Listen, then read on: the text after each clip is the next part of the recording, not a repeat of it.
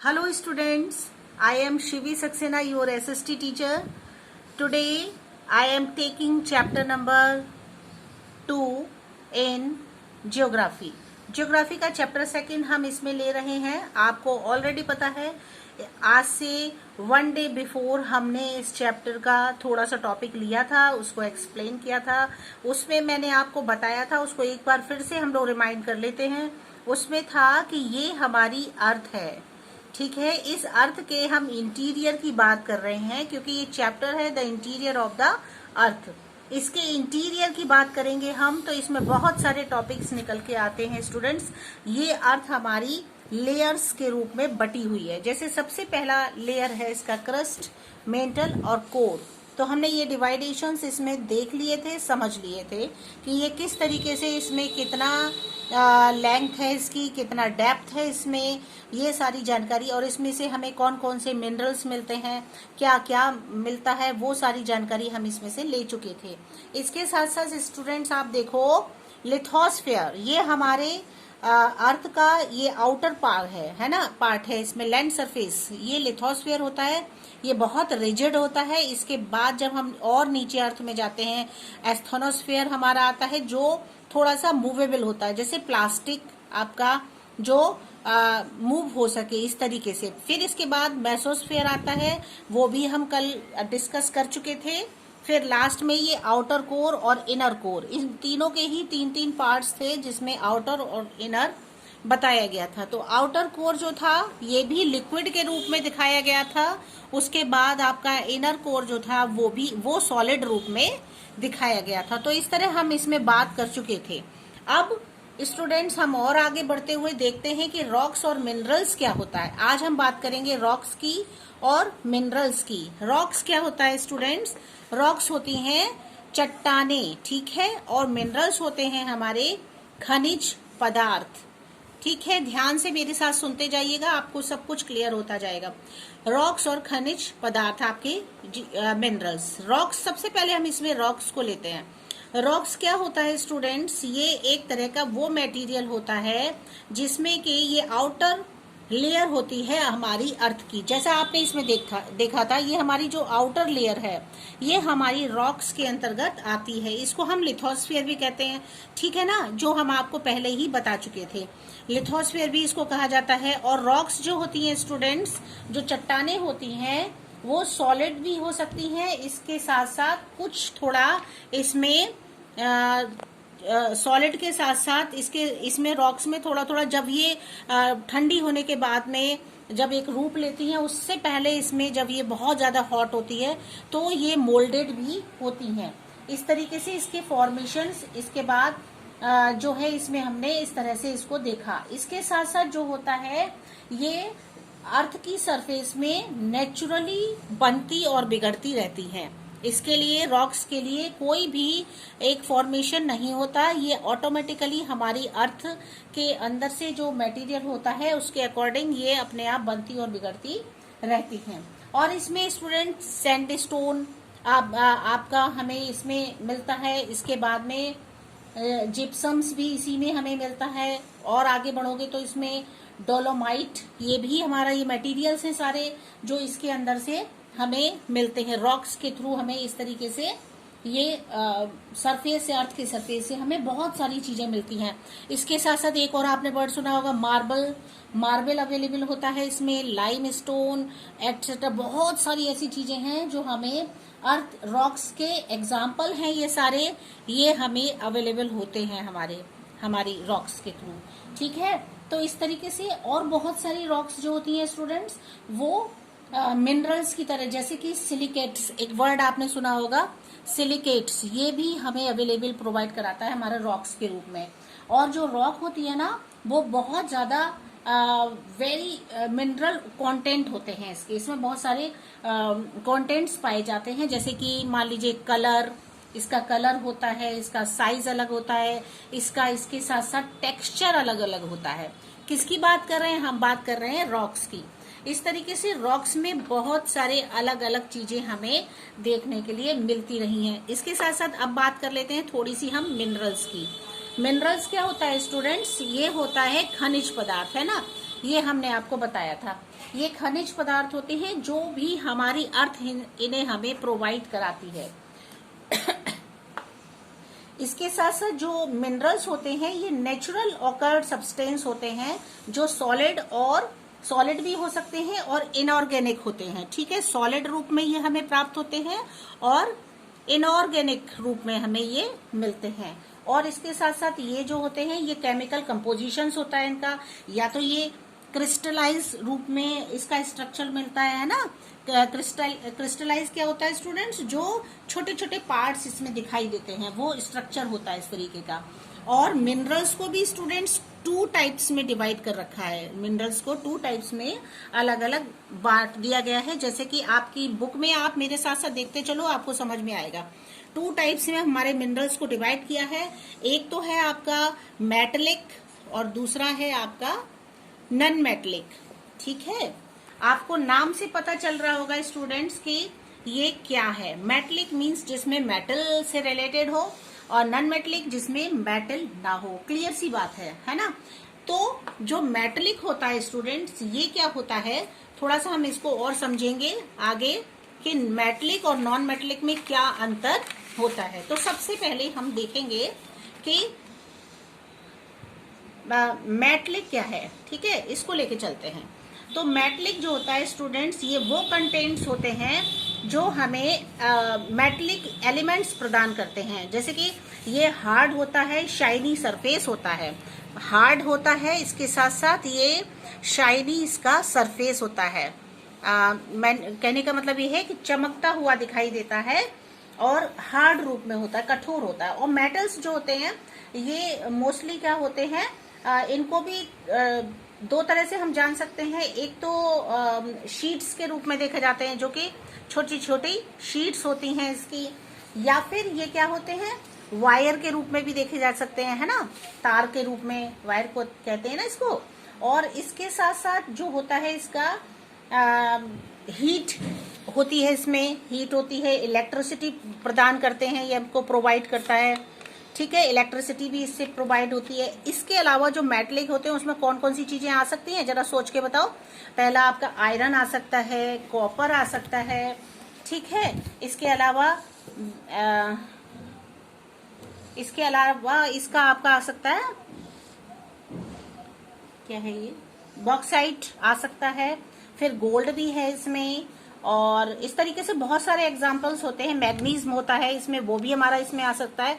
बहुत सारी ऐसी मटेरियल होते हैं जो हमारे मेटलिक के अंतर्गत आते हैं, तो हम इनको देख सकते हैं। फिर थोड़ी सी बात करते हैं हम लोग नॉन मेटलिक की। ठीक है, नॉन मेटलिक क्या होता है, ये कौन सा मिनरल होता है, ये वो मिनरल होता है स्टूडेंट्स जो कि हमें कंटेन कराता है मेटलिक एलिमेंट्स, है ना। मतलब जिसमें मेटलिक एलिमेंट्स जो हमको देता है वो हमको इसमें नहीं मिलता, ये नॉन मेटलिक होता है। मतलब इसमें मेटल नहीं होता है, ये वो होते हैं। जैसे कि आप देखो इसमें क्या आ सकता है, नंबर 1 लाइमस्टोन इसमें आ सकता है हमारा, फिर माइका भी आ सकता है क्योंकि ये नॉन मेटलिक है इसलिए, है ना। इसके बाद जिप्सम आ सकता है, और ये एग्जाम्पल हैं हमारे नॉन मेटलिक के। तो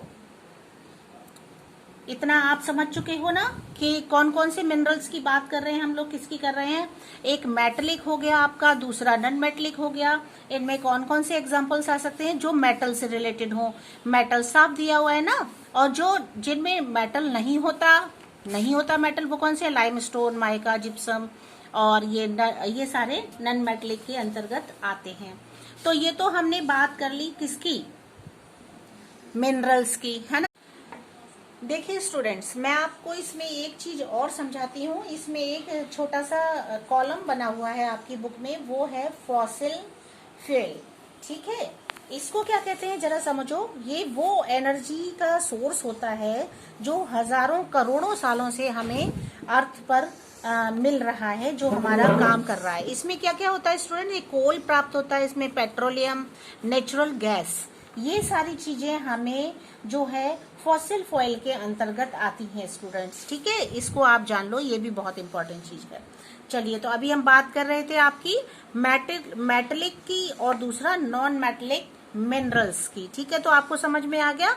मैट्रिक मिनरल्स जो होते हैं उसमें आपकी ये सारी चीजें आती हैं, hard shiny surface, thin sheets, wires. इससे हमें ये इलेक्ट्रिसिटी भी प्रोवाइड कराता है। इसमें iron, copper, bauxite, gold etcetera, ये सारी चीजें हमारी मेटलिक के अंतर्गत आ गई थी। नॉन मेटलिक में आपके लाइमस्टोन, माइका, जिप्सन्स नॉन मेटलिक्स में आते हैं।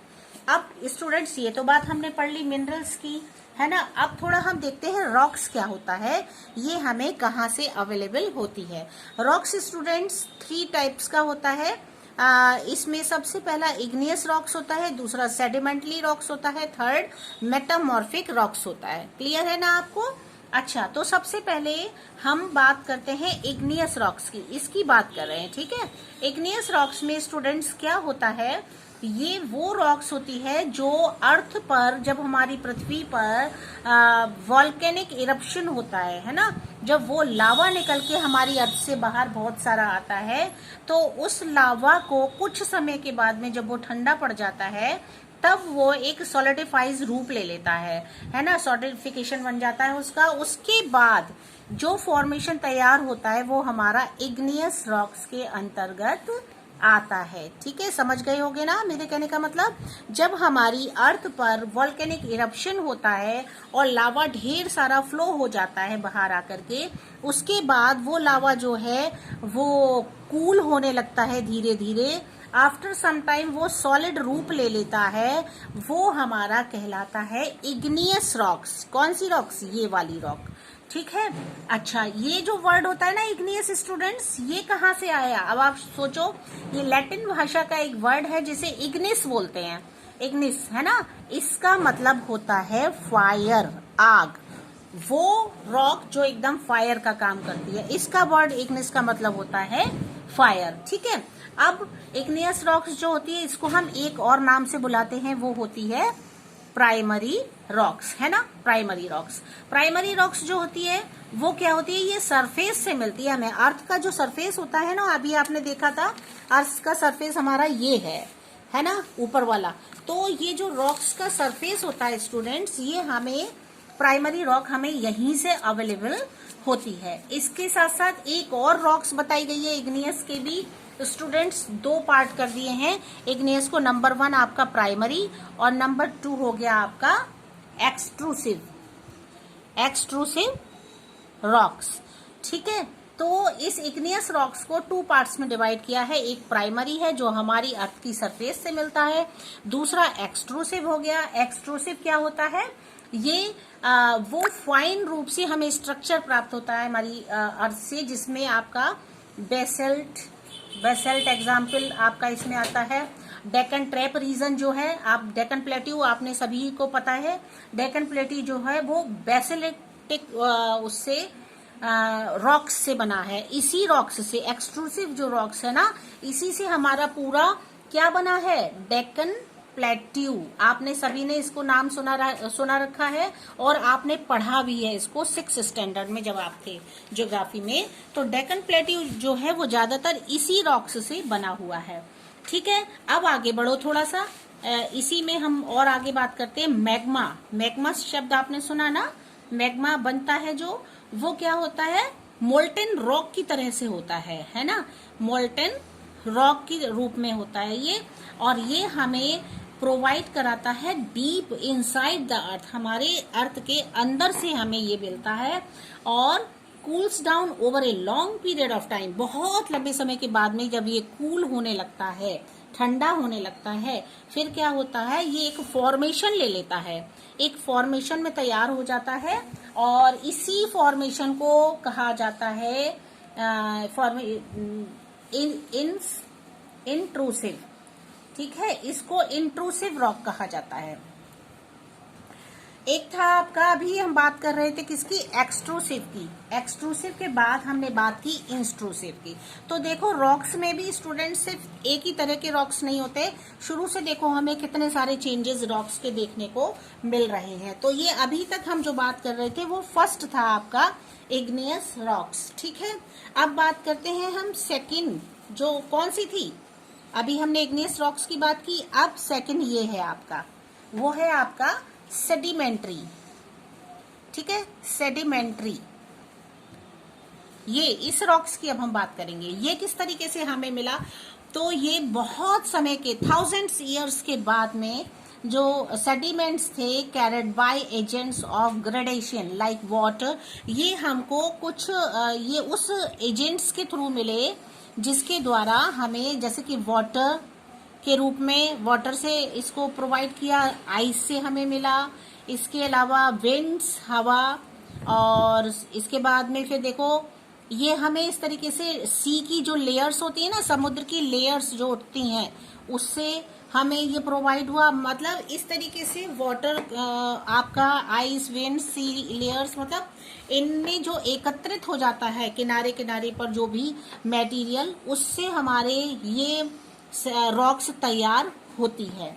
ठीक है, इसके साथ साथ इसमें बहुत सारे ऐसे फ्रेगमेंट्स रॉक्स मटेरियल पाए जाते हैं जो हमें जानना जरूरी है। वो कौन कौन से होते हैं?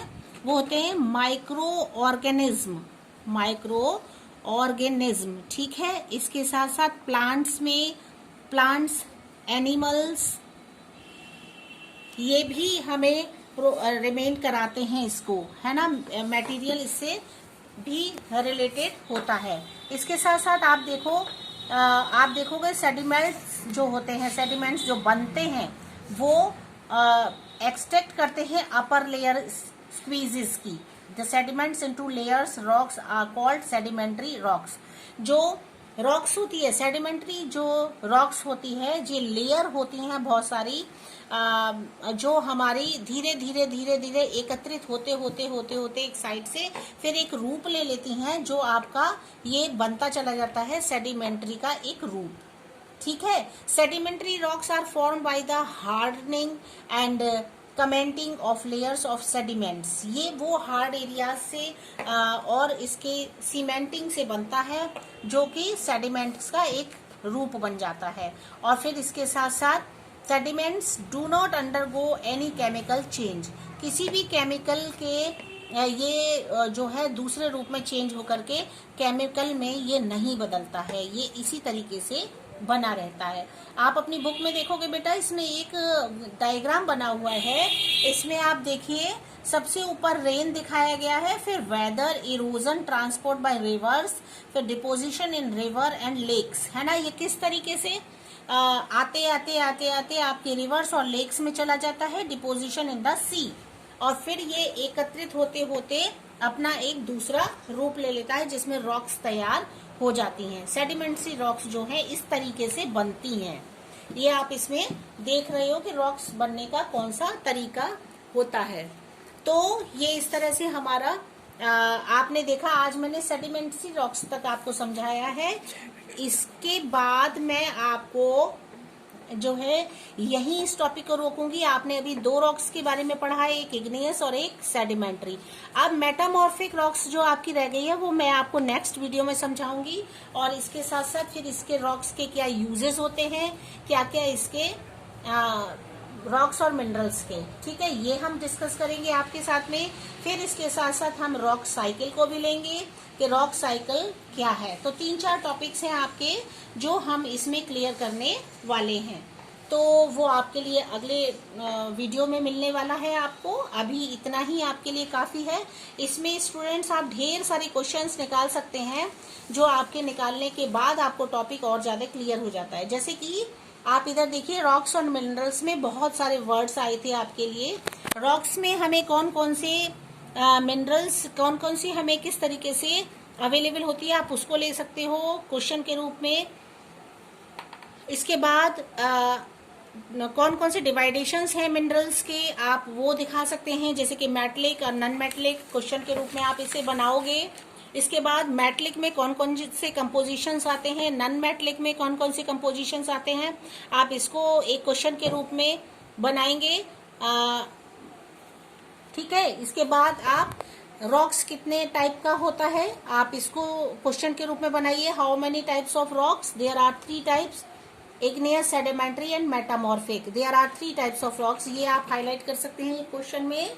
इसके बाद आप इग्नियस रॉक का दूसरा नेम क्या है, what is the second name of igneous, ये आप बता सकते हैं। What is the meaning of igneous, ये आप इसमें हाईलाइट कर सकते हो क्वेश्चन। फिर एक्सक्लूटिव रॉक्स क्या होता है ये दिखा सकते हैं आप इसमें। Magma, what is the magma, ये आप समझा सकते हो क्वेश्चन के थ्रू। सेडिमेंट्री रॉक्स में हमें कौन कौन से फॉर्मेशंस मिलते हैं ये आप इसमें बता सकते हैं। इस तरह से आप अभी तक जितना पढ़ा है उसके अकॉर्डिंग आप छोटे छोटे क्वेश्चंस 10 निकाल सकते हो इजीली। 10 क्वेश्चंस ये आपको खुद से निकालने हैं और आप इन क्वेश्चंस को फिर कंप्लीट करेंगे विद आंसर और अपनी नोटबुक पर लिखेंगे, जो दूसरी नोटबुक मैंने बनवाई है उस पर। हार्ड वर्ड्स भी आप इन्हीं को लेकर चल सकते हो सारे, इनके आपके वर्ड मीनिंग्स आप निकाल के वो भी आप मुझे देंगे। आपके बुक में बेटा बहुत सारी ग्लॉसरी दे रखी है, उसमें भी वो मीनिंग्स दिए हैं जिनके आप बहुत अच्छे से अभी तक पढ़ते आए हो, वो सारे ही उसमें मीनिंग है, तो आप उससे भी हेल्प ले सकते हैं। तो आप इतना भी कर सकते हो, है ना। इसके साथ साथ स्टूडेंट्स मुझे आप अपनी अटेंडेंस जरूर दीजिएगा। और ये चैप्टर आपको बहुत अच्छे से क्लियर हो गया होगा। मैंने आपको इस तरीके से समझाया है जिससे कि आप अच्छे से समझ सको। आप इस जितना भी मैंने आपको समझाया है आप इसको एक बार अपनी बुक से जरूर मैच कीजिएगा। बुक के साथ में देखोगे तो इजीली आप इसको समझ सकते हैं, है ना। कोई भी प्रॉब्लम नहीं आने वाली है फिर आपके साथ में, और आप इस तरह से इस चैप्टर को कंप्लीट कर सकते हो। और नेक्स्ट वीडियो में हम डिस्कस करेंगे इसके जो आपका रिमेनिंग पार्ट रह गया है उसको भी हम डिस्कस करेंगे आपके साथ में। ठीक है स्टूडेंट्स, आपका इतना ही है आज के लिए। आप इसको क्लियर कर लीजिएगा, क्वेश्चन जरूर करते रहिएगा साथ के साथ, जिससे कि आप इसको रिवाइज करते जाओ। क्वेश्चन करोगे तभी आपका इसका रिवीजन पूरा होगा, आपके लिए एक सॉलिड रूप में आपको चैप्टर तैयार हो पाएगा आपके लिए। ठीक है, ओके स्टूडेंट्स, बाय बाय।